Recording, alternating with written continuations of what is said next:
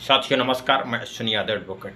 साथियों, क्या PDA formula माननीय अखिलेश यादव जी का सही साबित हुआ 2024 लोकसभा में? तो यह देखा जाए तो निश्चित तौर पर सही है। लेकिन इसी पीडीए फार्मूला से किस प्रकार से बीजेपी घबराई हुई है और बीजेपी के ओबीसी के जो एजेंट के रूप में काम करते हैं वाइस चीफ मिनिस्टर माननीय केशव प्रसाद मौर्य जी, वह क्या कह रहे हैं कि पीडीए एक धोखा है। साथियों, कितना शर्म की बात है कि माननीय केशव प्रसाद मौर्य ओबीसी समाज के लिए खुद एक धोखा है, वही दूसरे पर आरोप लगा रहे हैं कि पीडीए धोखा है।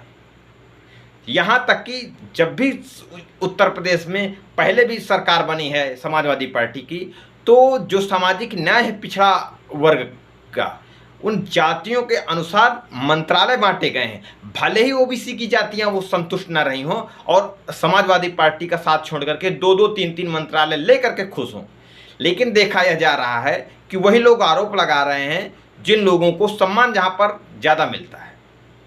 लेकिन माननीय राष्ट्रीय अध्यक्ष जी से अनुरोध है, अपील है कि जो यह मुहिम है बहुजन महापुरुषों की और पीडीए फार्मूला जो सामाजिक न्याय है, इसमें और अधिक काम करने की ज़रूरत है। क्योंकि बीजेपी इस समय घबराई हुई है। सामाजिक न्याय जिस प्रकार से माननीय अखिलेश यादव जी ने एक मुहिम चलाई है पीडीए के नाम पर, और पीडीए के नाम पर लगभग सारी पिछड़ी और अति पिछड़ी जातियां एकजुट होकर के जितना ईवीएम के विरोध में वोट कर सकते थे उन्होंने वोट किया। लेकिन जो भी अभी सीटें आई हैं वो ईवीएम के दम पर आई हैं। तो जो केशव प्रसाद मौर्य जी जो यह आरोप लगा रहे हैं कि यह एक धोखा है, तो उनको यह बताना चाहूँगा मैं कि माननीय केशव प्रसाद मौर्य सामाजिक धोखा खुद हैं कि उनको जब उनके चेहरे से उत्तर प्रदेश में 2017 का चुनाव लड़ा गया, उनको सीएम नहीं बनाया। यहाँ तक कि उत्तर प्रदेश की सरकार में उनको एक कुर्सी नहीं मिली, उनको स्टूल में बैठाया गया, जिससे यह समाज में प्रचार हुआ कि केशव प्रसाद मौर्य जी स्टूल मंत्री हैं। और आज वही आरोप लगा रहे हैं माननीय राष्ट्रीय अध्यक्ष समाजवादी पार्टी के ऊपर कि वह सामाजिक धोखा के रूप में है। और देखिए, सामाजिक धोखा यदि होता तो कितनी सामान्य सीटों में उन्होंने अनुसूचित जाति के प्रत्याशियों को लड़ाया और वो प्रत्याशी जीते भी। इससे साफ जाहिर होता है कि समाजवादी पार्टी का जो पीडीए सामाजिक न्याय की लड़ाई लड़ने का एक जो बेहतर प्लेटफार्म है, यह वर्तमान समय में भारतीय जनता पार्टी के विरोध में एक बेहतर फार्मूला है। क्योंकि जिस प्रकार से भारतीय जनता पार्टी समाज के लोगों को गुमराह कर रही है, बहुत से पढ़े लिखे ओबीसी के लोग भी अब भी गुमराह हो रहे हैं। तो मैं जहाँ तक समझता हूँ कि जो लोग ओबीसी के पढ़े लिखे हैं, अपने आप को ये समझते हैं कि हम लोग पढ़े लिखे हैं, हम निश्चित तौर पे यह कह सकते हैं कि वह लोग पढ़े लिखे हैं, लेकिन वह लोग जागरूक नहीं हैं। यदि वह जागरूक होते तो निश्चित तौर पर बीजेपी की वह मानसिकता को समझते जिस मानसिकता से भारतीय जनता पार्टी काम कर रही है। बोलती कुछ और, करती कुछ और है। और ओबीसी के जितने भी लोग हैं बीजेपी में, वो मानसिक गुलाम हैं और वो समाज के हित की कोई बात नहीं करते हैं। वह लोग आरोप भले ही लगाते हों, जैसे कि जयंत चौधरी जी हैं या हमारे पियरका चाचा जी हैं, बड़ी बड़ी बातें बोलते थे, लेकिन आज उनकी बोलती बंद हो गई है। संजय निषाद, आप सोचिए कितना समाज का धोखा देने वाले संजय निषाद जी हैं।